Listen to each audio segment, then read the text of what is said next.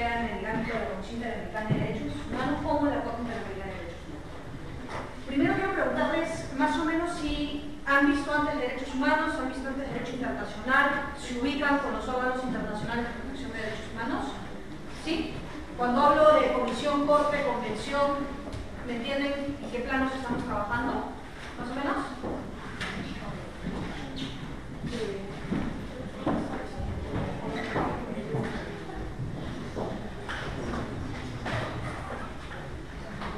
Vamos a hablar sobre el Sistema Interamericano de Protección de Derechos Humanos. Primero vamos a entrar a analizar un poco la historia para que esto nos pueda ubicar cómo es que surge el Sistema Interamericano de Protección de Derechos Humanos.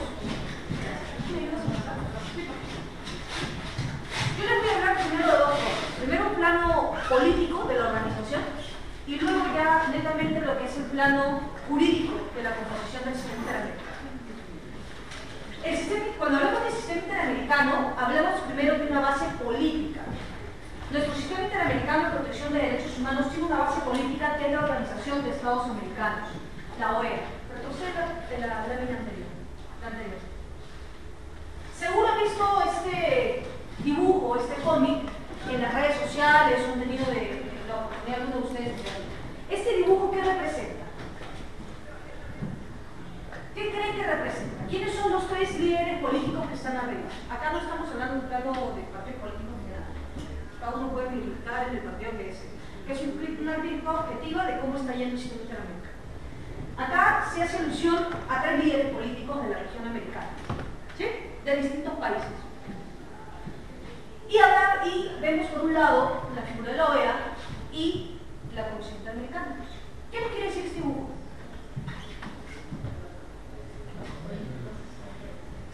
El pez grande sería como el pez chiquito. ¿Quién sería el pez grande? La OEA. ¿Y quién es el pez chiquito? La Comisión Interamericana. Este dibujo, volvamos adelante, refleja la crisis política que está sufriendo el Sistema Interamericano de Protección de Derechos Humanos. Hemos tenido procesos de reforma el año pasado, 2013-2012, ha sido impulsado por un grupo de países, liderado por Venezuela, Ecuador, inclusionó al final Brasil, Argentina. Principalmente, antes no estaba Brasil impulsando este proceso de reforma bajo el pretexto del fortalecimiento de la Comisión, pero lo hace a propósito de qué? De la medida cautelar que otorgó la Comisión Interamericana en el caso de la represa de Belén. Eso no agrada políticamente al gobierno de Brasil y respalda este proceso de fortalecimiento de la Comisión, donde en buenas palabras lo que ha habido es una posición contraria por parte de algunos países. También si uno se pone a analizar el informe va a encontrar que en algunas cosas tiene razón, o sea, en algunas cosas tiene razón, también hay que ser objetivos en la crítica. Por ejemplo, veremos que lo que le exigen a la Comisión es que las medidas cautelares estén debidamente fundamentadas, es decir, no es una nota chiquita de otorgamos medida cautelar, sino que expliques el desarrollo y por qué, cuál es el razonamiento que lleva a finalmente otorgar una medida de protección para personas que están en situación de verdadera urgencia o irreparable. Pero eso es un poco la crisis política. Como vemos, la base política del sistema interamericano es la Organización de Estados Americanos, que no es otra cosa más que la Asamblea General de la OEA, que está compuesta por quienes, por los representantes de los países de la región, quienes finalmente, en el marco de la Asamblea General de la OEA, toman una decisión, fijan las posiciones políticas e incluso impulsan mecanismos de protección. Y la otra base que vamos a ver es estrictamente ya la jurídica, que es el Sistema Interamericano de Derechos Humanos en sí. El Sistema Interamericano tiene dos tipos de mecanismos: un mecanismo jurisdiccional y un mecanismo cuasi jurisdiccional. ¿A qué me refiero cuando hablo de un mecanismo jurisdiccional? Como ustedes saben, el Sistema Interamericano tiene dos órganos muy importantes. Por un lado, la Comisión Interamericana de Derechos Humanos, que tiene sede en Washington, y por el otro, la Corte Interamericana de Derechos Humanos, que tiene sede en San José de Costa Rica. El mecanismo jurisdiccional es el que lo va a dar la Corte Interamericana de Derechos Humanos. La Corte, más adelante vamos a ver las funciones que tiene la principalmente tiene una función, una competencia contenciosa y una competencia consultiva. Contenciosa a través de los fallos y sentencias que emite la Corte, por ejemplo, en el caso Perú, el próximo caso que está a puertas de resolver es el caso Nicolás Cruz, más conocido internamente como Chomín de Huanca, pero es el caso que va a resolver. Está Bolívar García, está trabajadores cesados de la Contraloría, sin convenciones contra Perú, está Cheste Hurtado, etc. La Cantuta, Barrios Altos, infinidad de casos que ha resuelto la Corte, por ejemplo, con el caso peruano, o están los casos de pueblos indígenas, las tribus Saramaca contra Surinam, está también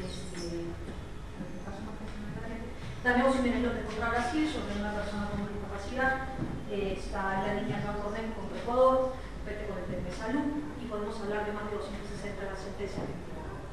Y también tiene una competencia consultiva, es decir, es el máximo intérprete de la Convención Americana de Derechos Humanos, que es el tratado conocido como el Pacto de San José, mediante el cual tiene efectos vinculantes, y la Corte pues es el máximo intérprete. Frente a una problemática que puede surgir en la región sobre temas de interpretación, la Corte finalmente es quien emite una opinión consultiva. ¿El Perú tiene alguna opinión consultiva? Sí.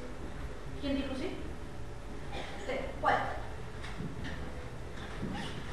Me parece que fue la opinión consultiva en el primer gobierno, el gobierno de Fujimori. Exactamente, Eureka. Muy bien. En el marco del anteproyecto de la Constitución de 1993, después que se hizo en el Congreso y estamos en la discusión de ir por el referéndum del sí y el no, surge la postura de introducir el artículo 140 modificado, ampliando las figuras en las cuales se aplica la pena de muerte. Entre ellas se introduce la figura de terrorismo, y evidentemente con la inclusión social que tiene nuestro país se aprobó la Constitución, y uno de los efectos políticos que generó este respaldo fue justamente introducir la figura de pena de muerte para el terrorismo. La Comisión Interamericana de Derechos Humanos, ¿está? Le dice a la Corte, oye, Corte Interamericana, en el Perú están cambiando la Constitución, cuando es el referéndum, y están introduciendo una nueva figura para la pena de muerte, que es en casos de terrorismo. Y es así que la Corte Interamericana interpreta y dice, ampliar la figura de pena de muerte en casos de terrorismo viola la Convención Americana, y zanja una posición y le dice al Estado peruano, oiga, Estado peruano, si usted aplica la pena de muerte a terroristas, se estaría violando el artículo 4 de la Convención Americana, porque estaría ampliando la aplicación de la pena de muerte que no estaba contemplada en casos de terrorismo en la Constitución del 79, con lo cual surgiría responsabilidad internacional para el Estado, pero no solamente para el Estado, también para el funcionario o cualquier persona que la aplique. Es así que en un futuro, cuando estuvimos en el segundo gobierno del presidente García, introducen la figura también de pena de muerte, tanto por el Ejecutivo como un proyecto de ley presentado por la bancada de Unidad Nacional en ese momento, para los casos de violación sexual y terrorismo, modificando el Código Penal. Ambos casos también no prosperaron, porque la única figura jurídica para poder ampliar la pena de muerte a otros tipos, sea terrorismo, violación sexual y cualquier otro delito, la única posibilidad que tenemos como país es denunciar el pacto. O sea, vamos, podemos hacerlo sí, pero los ciudadanos tenemos que saber a qué nos atenemos. Si me informas previamente, bien, y el Pleno toma esa decisión, vale, pero seamos conscientes que la decisión implica retirarnos de denunciar el Pacto de San José de Costa Rica, pasamos un año de reflexión y luego finalmente nos retiramos. Esas son las consecuencias. Cuando vienen proyectos de ley que dicen sí se puede y hacemos una interpretación, no se puede. Como muy bien lo referió la doctora, esta opinión a la cual me estoy refiriendo es la famosa opinión consultiva número 14 de 1992 que otorga la ley. Vayan a la parte resolutiva y leerán eso. Cuando mañana más tarde vean proyectos de ley en ese sentido, ya saben dónde está la respuesta final, ¿no? Saben ustedes también que nuestro Tribunal Constitucional y la propia Corte Interamericana ha referido que tiene que haber un control de convencionalidad. Nuestra Constitución, o sea, nuestro TC, no puede interpretar diciendo el máximo intérprete de. Hay otro control al cual está obligado, no solamente los órganos jurisdiccionales, también los funcionarios. También hacen un control de convencionalidad del marco normativo o cuando vayamos aplicando en un caso concreto. Así que no se olviden que esta es la opinión consultiva. Continuemos. ¿Qué otra función, qué otro mecanismo mecanismo tenemos para protegernos en el sistema interamericano? Bueno, está el mecanismo cuasi jurisdiccional. ¿Quién lo da? La Comisión Interamericana de Derechos Humanos. Esta tiene una competencia contenciosa consultiva, con efectos vinculantes. La Comisión Interamericana, a diferencia de la Corte, es cuasi jurisdiccional. Emite informes, recomendaciones, pero no tiene el carácter de vinculante como una sentencia que le emiten los jueces de la Corte. Hablemos de la Comisión, surge en el 59. La Comisión Interamericana es el primer órgano del sistema interamericano que surge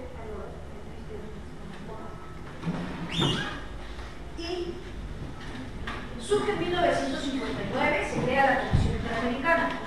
La OEA fija como requisito para formar parte de ser una democracia representativa. Bajo este fundamento se excluye a Cuba de la OEA. ¿Cuál es el principal instrumento del sistema interamericano? La Convención Americana sobre Derechos Humanos, o Pacto de San José de Costa Rica, que se adopta en el 69, entra en vigor en 1978, cuando logra tener el número de temas requerido, y entra también en vigencia para el Perú en el 78. En el 78 asumimos respetar lo que está en la Convención, luego tenemos la Constitución del 79, con lo cual ahí sacamos posición y dijimos solo se aplica pena de muerte para casos de guerra exterior, casos de guerra. Cuando viene la del 93 lo ampliamos, entonces eso ya viola el derecho a la vida. ¿Quedó claro por qué viola el derecho a la vida la ampliación a otra figura? ¿Quieren que lo explique? ¿Rapidito? Es decir, si este es el derecho a la vida, es un huevo mal dibujado. Este es el derecho a la vida. La Constitución dice que toda persona tiene derecho a la vida, la Convención Europea, infinidad de tratados dice que toda persona tiene derecho a la vida. ¿Pero qué es el derecho a la vida? Entonces recurrimos a otros tratados, otras normas, marco normativo nacional, jurisprudencia y empezamos a interpretar, ¿no? Derecho a la vida digna, a no ejecución extrajudicial, Y en la Constitución del 79 hacemos referencia a que podemos intervenir legítimamente en el ámbito de protección del derecho a la vida aplicando la pena de muerte. La Convención no prohíbe la aplicación de la pena de muerte. La Convención contempla que se aplique la pena de muerte. Se puede aplicar la pena de muerte, pero tiene que estar, una vez que tú adoptas la Convención, tú ya has fijado en tu Constitución en qué casos la aplicas. Nosotros la aplicamos en casos de guerra. Con la Constitución del 79 teníamos esta pena. Nosotros adoptamos la Convención en el 78. Es decir, en casos de guerra, no en casos de presión a la patria, en casos de guerra, aplicamos la pena. Pasan los años y en la Constitución del 93, lo ampliamos. Digo, ya no solo guerra, una mañana. Perdón. ¿Se ve o no se ve limitado mi derecho a la vida? Antes era eso. Ahora se amplía. ¿Ya? Entonces, lo que te dice la opinión consultiva es, al día de hoy, al día de hoy, ¿en qué momento tú aplicabas pena de muerte en caso de guerra? Con la del 93 lo estabas extendiendo a la figura del terrorismo. Pero cuando tú asumiste la Convención, firmaste ese tratado, te obligaste internacionalmente a solo aplicarlo en caso de traición a la patria, en caso de guerra. Ampliar la figura restringe el ámbito de protección del derecho a la vida. ¿Por qué? Porque Juan Pérez puede decir, a mí me podrían ejecutar solo en esta figura. A nivel internacional, con todos los tratados, solo con esta figura. Viene la Constitución del 93, lo amplía. Por eso es que viola el derecho a la vida. ¿Más o menos? ¿Hace un poco más así? Sí. Ahora, sigamos hablando. La Convención Americana de Derechos Humanos finalmente entra en vigor en el 78. Retrocedo. Algo que quería contarles de anécdota de la Convención Americana es lo siguiente. Este sistema interamericano surge porque nosotros tuvimos una Primera Guerra Mundial que fracasa. Los países se organizan y constituyen la Sociedad de Naciones. Pero esta Sociedad de Naciones fracasa. Y como consecuencia, ¿qué tenemos? Una Segunda Guerra Mundial. Pero culminada la Segunda Guerra Mundial, ¿cómo quedó el mundo? Países vencidos y vencedores. A nivel de ideologías, ¿cómo quedó? en dos bloques, ¿cierto? Los liberales y los socialistas. Quedó dividido, quedamos en dos polos, quedamos polarizados. Y con una latente posibilidad de una tercera guerra mundial, tal vez así que entramos a una etapa de guerra fría y tuvimos un momento muy difícil con la crisis de los misiles. En ese lapso de tiempo, después de la Segunda Guerra Mundial, surge una preocupación por todos los países de que de hacer que estos aberrantes actos perpetrados durante la Primera y Segunda Guerra Mundial no se vuelvan a repetir nunca más. ¿Y qué sucede? Se impulsa la Carta de las Naciones Unidas y se crea la Organización de Naciones Unidas. Y en la Carta se contempla la figura de asegurar la paz y la seguridad internacional. A nivel internacional, a nivel mundial, los países estaban centrados en que no se vuelva a repetir, que no lleguemos a una tercera guerra mundial. Por eso el tratado, o la Carta, contempla la figura de paz y seguridad internacional. Pero esto repercute en las regiones y deberíamos de constituir sistemas regionales. Tal es así que surge el Sistema Europeo de Protección de Derechos Humanos en el 50 con la Convención Europea de Derechos Humanos y en el Sistema Interamericano con la Convención Americana de Derechos Humanos en el 69. Y a nivel universal, nosotros tenemos, antes del Sistema Interamericano tenemos otro, que es el Sistema Europeo de Derechos Humanos, y por otro lado tenemos el Sistema Americano de Protección de Derechos Humanos.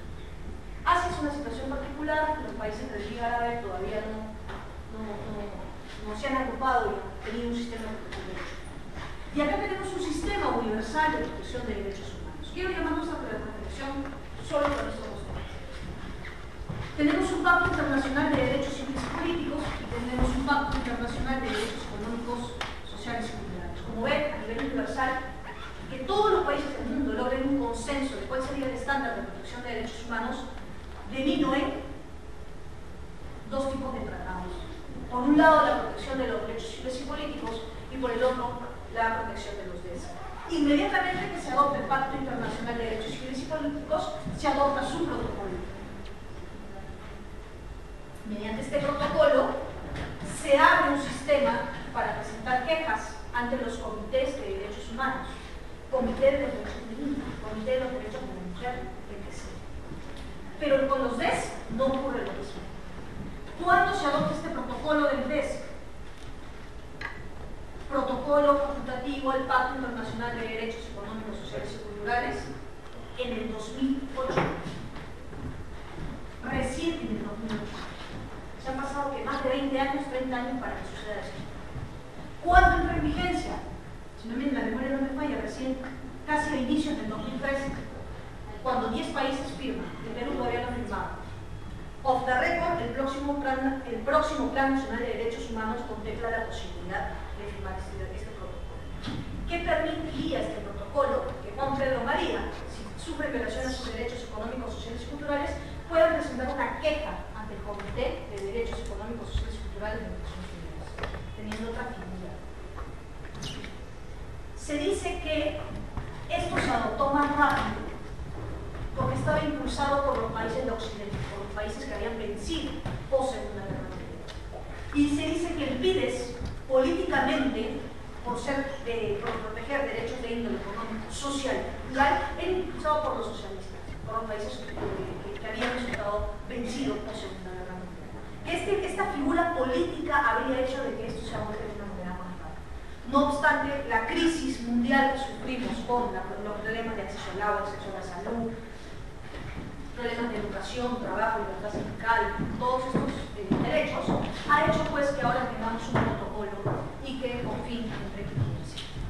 Lo mismo, esta situación, lo que quiero que me quede un poco claro, es cómo la parte política, sea a nivel de Asamblea General de la OEA o sea a nivel de la Asamblea General de las Naciones Unidas, repercute directamente en el ámbito de protección de derechos humanos. Yo soy de las que cree que un defensor de derechos humanos técnico no puede disociar la mirada política. Es la Asamblea General quien impulsa esto. Es la Asamblea General que van a ver ustedes en las láminas posteriores cómo ha impulsado el trabajo de la Comisión Interamericana. No podemos disociar lo técnico en este plano, considero yo, lo técnico y lo político. En general una mirada política que repercute también en el sistema interamericano. Pero ¿qué pasa en nuestro sistema? Nosotros no teníamos pues, lo que ocurría en Europa.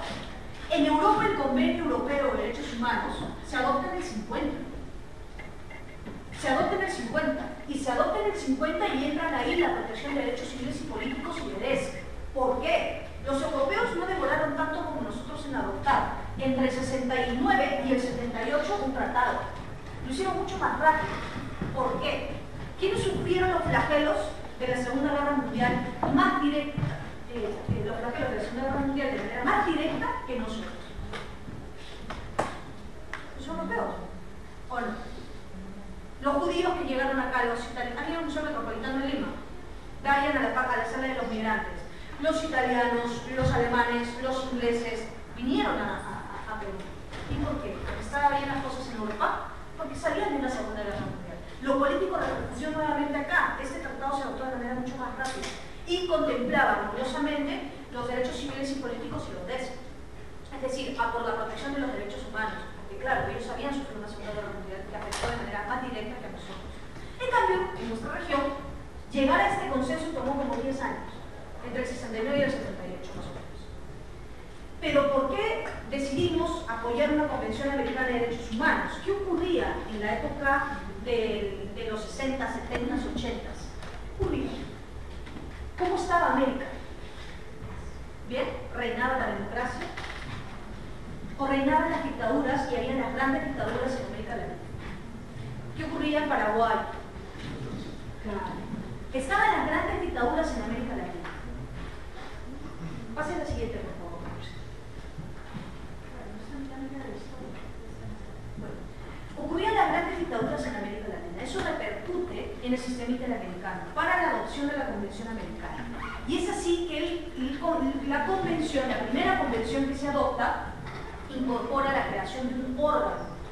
Los países se ponen de acuerdo y dicen, vamos a crear un órgano que se encargue de promover esos fueron los términos, de promover la protección de los derechos humanos. ¿Cómo promover?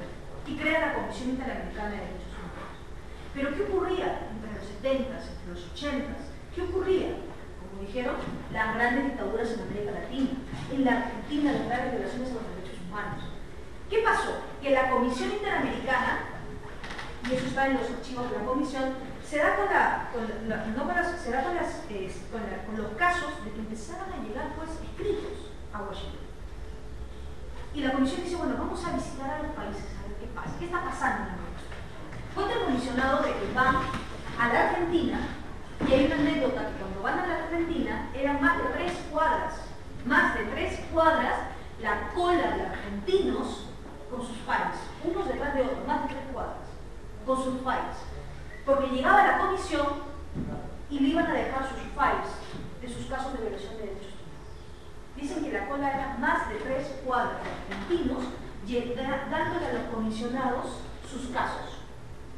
Uno de ellos es el caso del Ángel del Amor en la Argentina, que mientras, creo que hubo un partido de fútbol, algo hubo en la Argentina, que torturaron, mientras la gente gritaba gol, a cuadras estaban torturando a argentinos.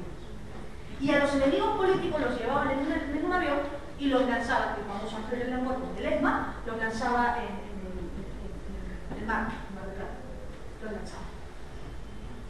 Años después, la comisión, habrá sido de 2 años atrás, cuando Santiago Cardón aún era el secretario ejecutivo, los archivos, los desarchiva, porque siempre son privados, son del archivo de la comisión, y los lleva a la Argentina para que apoye el proceso que hoy por hoy se está viendo sobre el caso de la. Entonces, la comisión, ¿con qué se vio en la realidad? Que si bien fue creado para promover derechos humanos, en la práctica empezó a haber casos de graves violaciones de derechos humanos en la Argentina, en Perú, en Centroamérica, Salvador, toda la violación de derechos humanos que hubo en esta zona. Entonces, la comisión empezó a reclamarle a la OEA algo. Ya no es suficiente promover derechos humanos. La comisión tiene que tener un rol más protagónico y ahí cambia. Se hace una modificación y es que hoy por hoy la comisión ve informes, ve el sistema de peticiones y casos, que lo vamos a ver más adelante. Y luego también la OEA dice, ok, no es suficiente una comisión, necesitamos una Corte Interamericana de Derechos Humanos. Nuevamente, la realidad histórica más lo político van a ver cómo repercute la evolución del sistema interamericano. Rápidamente vamos a hablar ahora de la OEA. Este señor, ¿quién es? Fue ministro, no me acuerdo si fue qué cartera tuvo, pero fue ministro en su momento de Chile, decían el tanque, si no me equivoco. Secretario general de la OEA chileno es José Miguel Insulza, y él es el máximo representante a nivel administrativo de la organización y es la cara política de la OEA. Es elegido por 5 años, hoy por hoy es el secretario general de la OEA, y bueno, una cosa entre privados, pero la reelección de José Miguel Insulza, y eso lo digo acá, que es un plano estrictamente académico, la reelección de José Miguel Insulza, off the record, dice que fue condicionada a la salida del secretario ejecutivo Santiago Cantón, a pedido de Venezuela. O sea, tener los votos para que el señor secretario se reelija estaba condicionado a la salida abrupta que tuvo el secretario ejecutivo Santiago Cantón, que siempre criticaba a Venezuela y a los demás países. Eso es lo que se dice, que por eso es que obtuvo la reelección. Y es muy cuestionado hoy por hoy por la gente que vemos derechos humanos, porque no vemos que tiene un rol fuerte hacia la democracia como otro secretario general. Siguiente. Esto es un poco cómo está organizada la Asamblea General de la OEA. La Organización de Estados Americanos, la máxima autoridad, con un consejo metropolitano, con un pleno del Congreso, es la Asamblea General, donde se reúnen de manera ordinaria o en periodos extraordinarios los máximos representantes de nuestro país, el presidente, y toman las grandes decisiones políticas del país. Hay muchos organismos, me interesa ahora el que vamos a ver, que es el de la Comisión Interamericana de Derechos Humanos. La CIDH es un órgano autónomo de la OEA. Todos estos órganos dependen de la Asamblea, de la Secretaría General, son órganos administrativos, ¿no? Hay un comité político interamericano y estos organismos, pero es la Comisión Interamericana la que tiene una representación, es un órgano autónomo en su decisión. A la Comisión no le tiene por qué cargar las decisiones políticas. No autónomo de promoción y defensa de los derechos humanos. Esa es una obra. Le gustará o no le gustará a los países, pero esa es la labor que debe de tener. Es como nuestra defensoría del pueblo, por así decirlo. Nos guste o no nos guste, es la labor que tenemos que hacer. Y tenemos que cuidar. ¿Cómo le decía, dígame, por qué es tan relevante o tan trascendente o estratégico de que Insulza haya sido reelegido? ¿Cuál es el interés? ¿Cuál es el poder en sí? ¿De él o cómo repercute en la Asamblea? ¿Por qué es que los países hay un conflicto para reelegirlo a él? ¿Y por qué se están a cargo? Han habido secretarios anteriores donde en crisis. Yo estuve en la comisión 6-7 meses más o menos. Yo vi la crisis del presidente Zelaya, cuando lo sacan al presidente Zelaya y lo sacan de Honduras prácticamente en pijama a la medianoche y lo mandan a Costa Rica. ¿Sí? Cuando se cierra el Congreso y todo. La respuesta que, si vemos a la Asamblea de la OEA, la respuesta de sanción que tiene con Cuba, que no fue la misma que tuvo con Honduras, y definitivamente no hay respuesta con el caso de Venezuela. Y eso es lo que, por ejemplo, se le critica al secretario general. Como les expliqué hace un momento, ¿no? La composición de la Asamblea General, ¿qué es? Una composición política de países, que quizás no nos representen a nosotros como individuos, porque finalmente es el representante. O sea, el presidente que tenemos en este periodo de 5 años, perfecto, es el que va a tomar las decisiones ante la Asamblea. Vendrá otro presidente después peruano y tomará la misma o distinta decisión. Pero finalmente la composición de la Asamblea es una composición política. Que si analizamos la región, vamos a ver que hay ciertos países que están alineados y están contrarios al sistema de protección de derechos humanos. No les agrada las críticas. Hay otra línea de países que dice, ok, sigamos con el fortalecimiento del sistema interamericano. Y otros que tienen una posición más neutra y dicen, perfecto, es bueno que exista un sistema interamericano, es el mejor sistema que tenemos hasta ahora para organizarnos y tomar estas decisiones, pero tampoco la Comisión puede actuar con cosas críticas. O sea, por ejemplo, la Comisión que se le ha criticado, una posición muy fuerte contra Venezuela. Los casos de Venezuela, para explicarles, cuando tú presentas una petición hoy ante la Comisión, puedes esperar hasta 10 años. San Mateo de Guanchor, ubican el caso de San Mateo de Guanchor y la Oroya. ¿Saben en qué etapa se encuentra entre la Comisión Interamericana? En admisibilidad, han pasado 10 años. Eso puede agradar como no puede agradar. Pero los casos de Venezuela,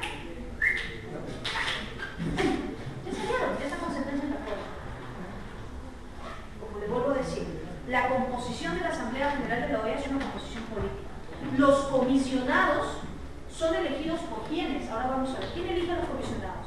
Los países. En la composición pasada de la comisión teníamos a una venezolana, y dicen que era la portavoz en ese momento del presidente de Venezuela, y que parte de sus lobbies internos era la salida de Santiago Cantón, de la mano con la elección del secretario de Venezuela. O sea, hay esas movidas políticas. A mí no me gusta, porque yo creo que deberíamos separar lo político de lo estrictamente de derechos humanos a nivel de defensa. Pero vemos pues que quiénes son tus comisionados elegidos por los países, y los países tienen una línea política en un momento o en otro, puede ir cambiando. Hoy por hoy le podemos decir, ahora, el presidente Nicolás Maduro, que tenga, por ejemplo, un representante de Venezuela en la comisión, que hable a favor de la libertad de expresión.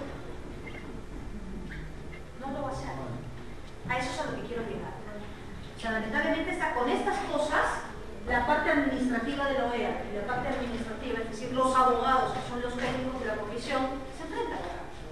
Porque acá trabaja gente que trabaja 20 años en la comisión y que son técnicos, que creen en la defensa de los derechos humanos así, a rajatabla. Pero quien finalmente hace que el informe pase o no pase, son comisionados. Y ellos sí son políticos. O sea, es como cuando vemos ahora en nuestro país igual, ¿no? O sea, una cosa es el pleno en el Congreso y otra cosa es la gente que trabaja. Una cosa es el ministro y otra cosa son los asesores y los técnicos que trabajamos. Finalmente la decisión política la hacen ellos. O sea, ese análisis también hay que hacer. Siguiente, pasa, por favor. Bueno, esto es nuevamente la composición de la Secretaría General, que es la parte administrativa.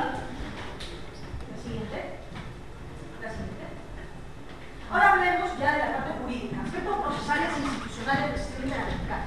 A ver, pasa, por favor. Pasa.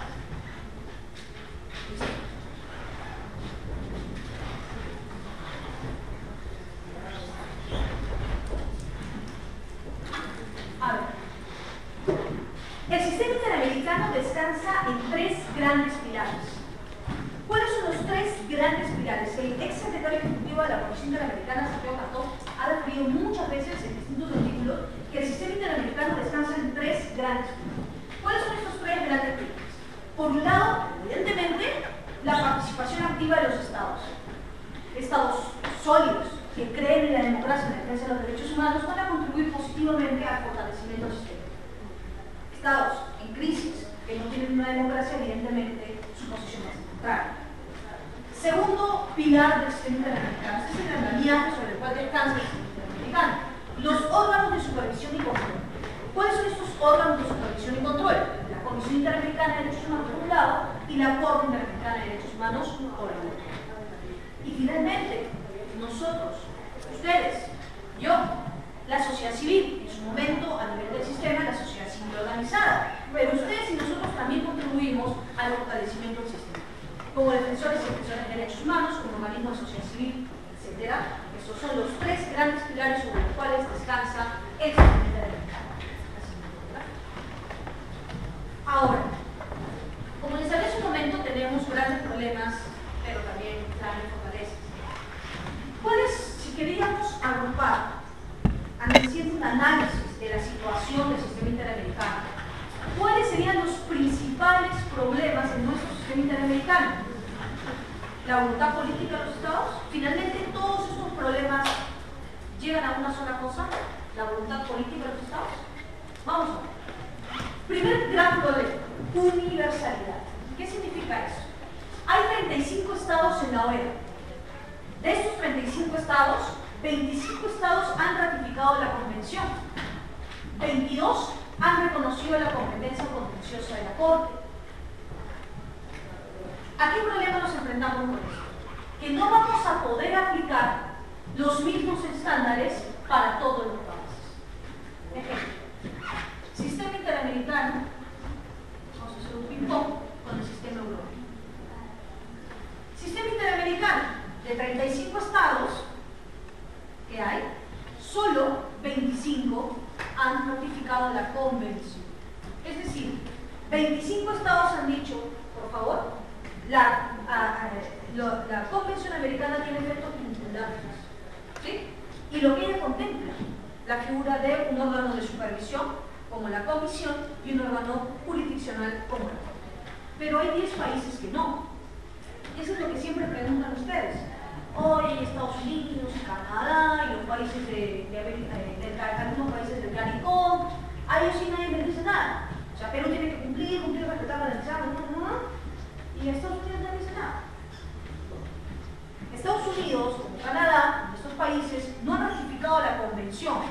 pero sí la declaración. La gran diferencia entre la convención y la declaración es que la convención americana tiene efectos vinculantes y reconoce una comisión interamericana y una corte. Para que esto suceda, uno tiene que decir: yo también ratifico la competencia contenciosa de la corte. Eso es Perú, Venezuela, no, Venezuela ya se retiró de todo. Perú, Argentina, Ecuador. Pero en cambio Estados Unidos solo tiene la declaración americana. Y solo la Comisión Interamericana puede aplicarle la declaración americana. ¿Hay una corte? No. No han firmado la competencia contenciosa de la corte. Por eso es que no tienen sentencias ni opiniones consultivas. Solo la comisión les va a decir: oye, yo te recomiendo que no hagas esto, pero no una sentencia, no una opinión consultiva. En cambio, en el sistema europeo, antes, hace muchos años atrás, en el sistema europeo había una Comisión Europea de Derechos Humanos y un Tribunal Europeo de Derechos Humanos. Pasaron los años y, por efectivizar, eliminaron la Comisión Europea y solo se quedaron con el Tribunal Europeo. Mucha gente dice: oye, ¿por qué no hacemos lo mismo? Incluso algunos países, en el marco del debate del fortalecimiento del sistema, le decían: ¿saben qué? Eliminamos la Comisión no sirve para nada, simplemente da recomendaciones y se acabó con la corte. ¿Cuál es el principal problema si nosotros eliminamos esto? ¿Podemos aplicar el mismo estándar para todos los países? Porque solo 25 han ratificado la competencia contenciosa de la corte. O sea, si yo elimino la comisión, estos 25 van a pasar por un filtro de la corte. Si yo elimino acá la comisión, ¿quién lo controla? ¿Quién supervisa y controla? Estados Unidos, a Canadá, a los que no han firmado la competencia de la corte, y solo se les aplica la declaración. Por eso es que el profesor Cantón decía: no se aplican los mismos sistemas. Pero en Europa sí lo hicieron. Porque Europa, por Segunda Guerra Mundial, todos se alinearon, toditos, todos los estados, y firmaron el Convenio Europeo de Derechos Humanos. Con lo cual, para ellos, hay el mismo estándar. Y si yo elimino la comisión, no importa, les voy a aplicar el Tribunal Europeo a todos. ¿Sí? Segundo gran problema, el cumplimiento.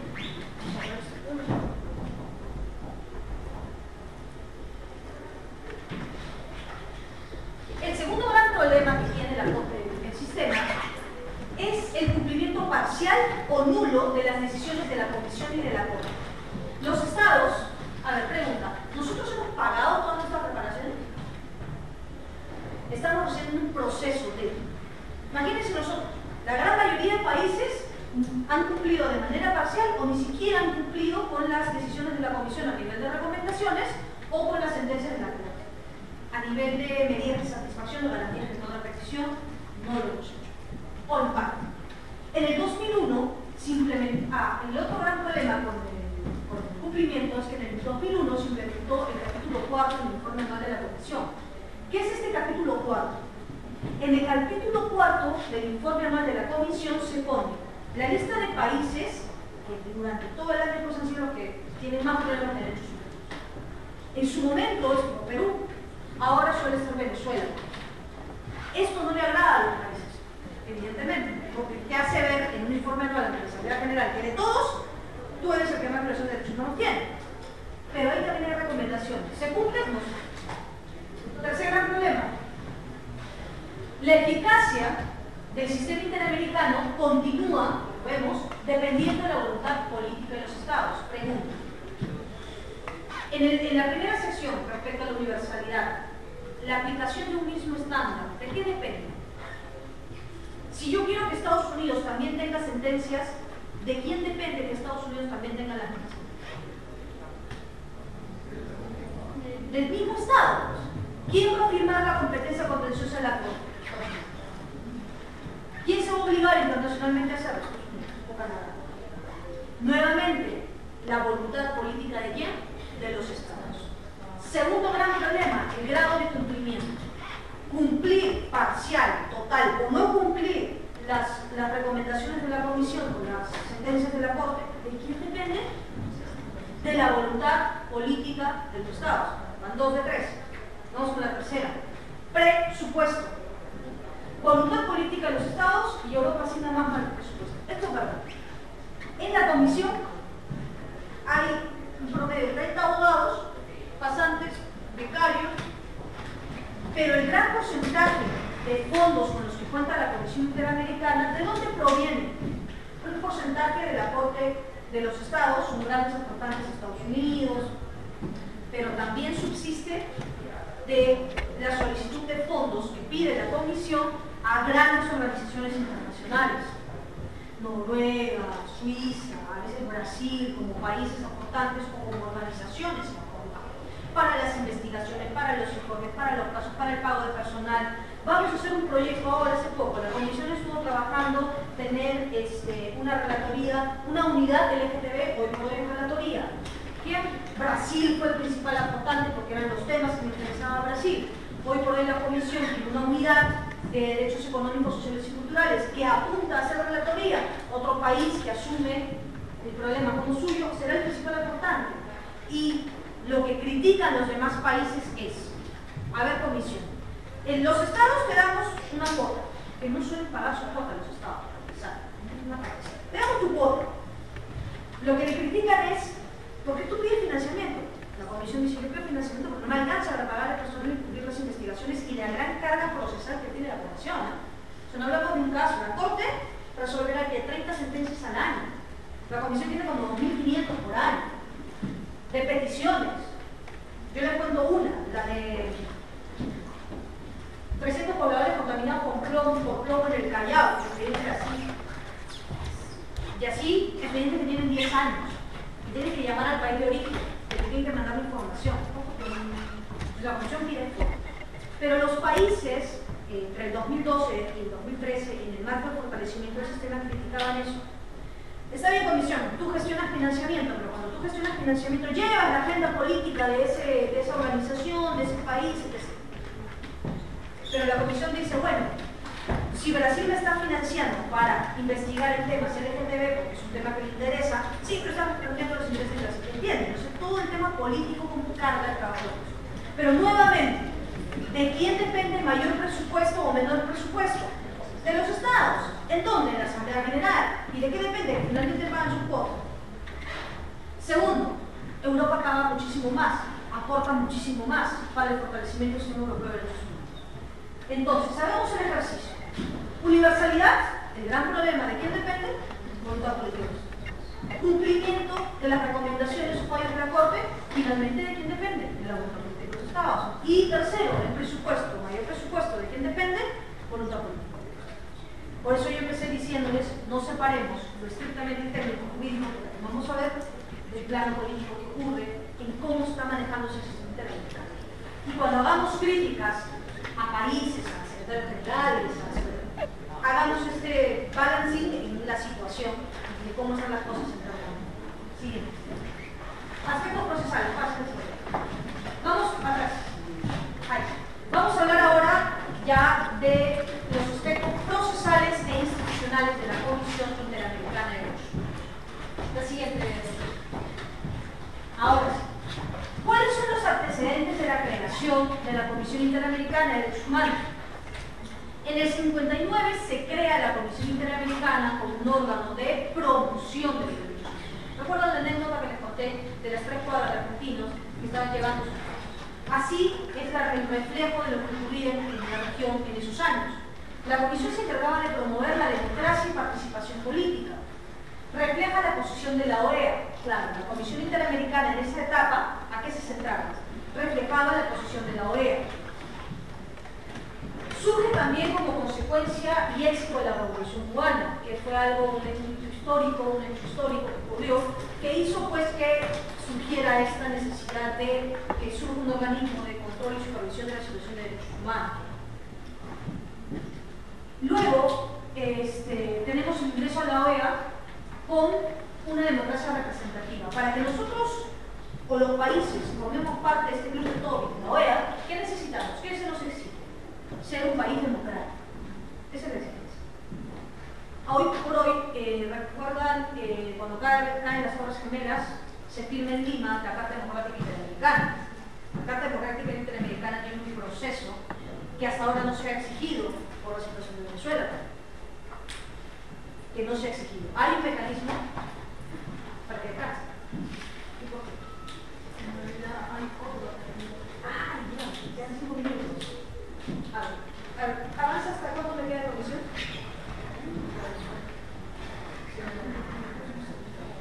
Si quieren, venimos a cerrar la cosa. ¿Usted quiere? Sí, falta un montón, de verdad. A ver, vamos a hacerlo bien entonces, ¿ya? Ya, cerremos la parte histórica de la comisión. Están tranquilos y voy con ustedes a avanzar. Sabemos los antecedentes, retrocedemos una vez. Estamos en el 59. Acá. Ahora, ¿pero qué pasa con la comisión? La comisión, como les dije, empezó a recibir casos. O sea, primero era promover la observancia y promoción de derechos humanos, ir a capacitar, enseñar, hablar de la Declaración de Derechos Humanos, ¿no? Firmen la convención, una cosa bonita, agradable. Pero empezó a recibir casos.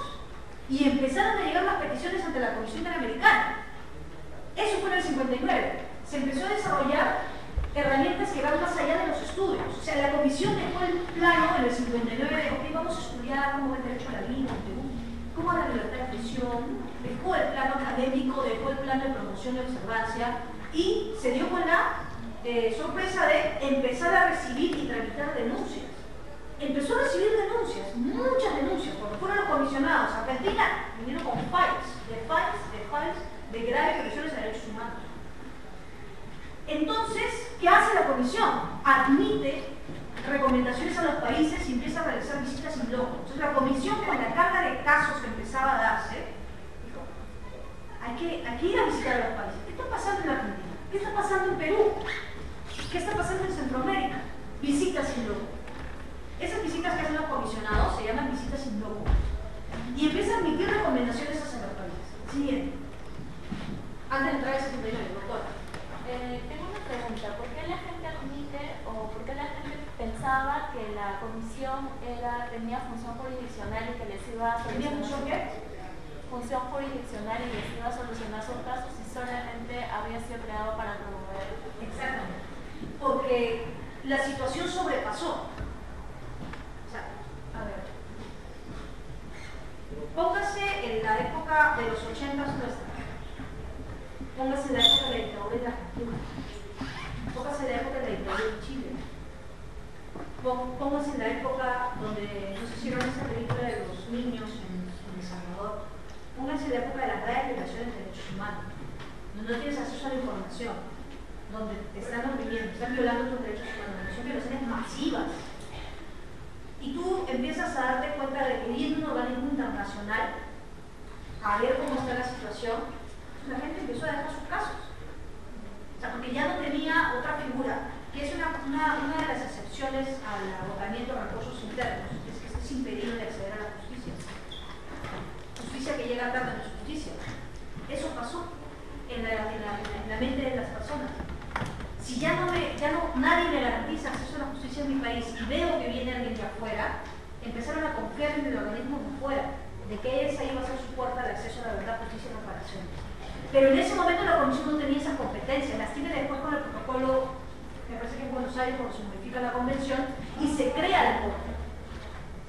Pero la Corte no surgió inmediatamente, ¿no? O sea, primero fue la comisión, miren todo el problema social que se dio en la región, y luego vamos a ver que en el 69, 10 años después de surgir la comisión, se aprueba la Convención Americana, en el 69.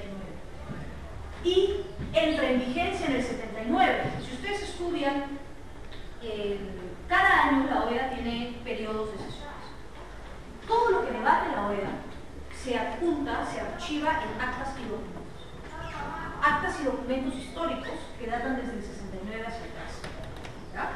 Cuando usted lee esas actas y documentos, hay una que se llama anteproyecto a la adopción de la convención. Eso es en el 68. En ese anteproyecto usted leerá qué pensaron los delegados de cada país sobre esta convención. Si quieren hacer una interpretación, leerán ahí qué es lo que opinaban, qué es lo que pensaban. Y verán ustedes que entre el 69 y el 79, lo digo porque me he leído todas las vinculadas a mi tema, que creo que interés, pero verán que entre el 69 y el 79, ¿qué le preocupaba a la región americana en tema de derechos humanos? Que por favor los estados firmen la convención para que 10 años. Durante 10 años, cada Asamblea General, los estados decían los unos a los otros, por favor, firmen el convenio, no se olviden de firmar el convenio. Cuando lleguemos a la firma requerida, recién esto va a entrar en vigencia. En el 79, recién entra en vigencia. Y en el 79 se establece la Corte Interamericana de Derechos Humanos. Pero ¿qué pasaba en esos 10 años? Seguían llegando los casos a la Comisión. Y en el 79 se establece la Corte, pero los estados tenían que entrar a otra etapa. ¿Yo firmo la competencia en la Corte o no? 25 estados sí han firmado la competencia en la Corte. 10 no, Estados Unidos. La primera etapa, vamos a ver que entre los 60, 70 e inicios de los 80, la Comisión inicialmente realizaba visitas in loco, combate a las dictaduras de Sudamérica, que era lo que yo les contaba, de Centroamérica y gobiernos civiles bajo dominio militar, en el Paraguay con Stroessner, ahí tenemos un caso de Nicolás Lazareco, en Nicaragua con Somoza, incluso la OEA, incluso se realiza una visita in loco, y Somoza dice que el factor determinante del retiro del apoyo internacional al gobierno de Somoza es por el producto de ¿qué? De la visita de la Comisión Interamericana de Derechos Humanos. En su informe de la OEA les dice, acá están los derechos humanos, vamos a seguir apoyando a este señor internacionalmente. El mismo Somoza dice, parte del retiro del apoyo internacional a mí es que la Comisión Interamericana haya visitado este país y haya dicho por la OEA que acá se le han dado derechos. Oh, miren la implicancia que tenía en esa época. La siguiente proposición, para cerrar de los antecedentes. Acá dejamos. ¿Qué más vemos? Que hay un énfasis en 3 derechos fundamentales en esta primera etapa.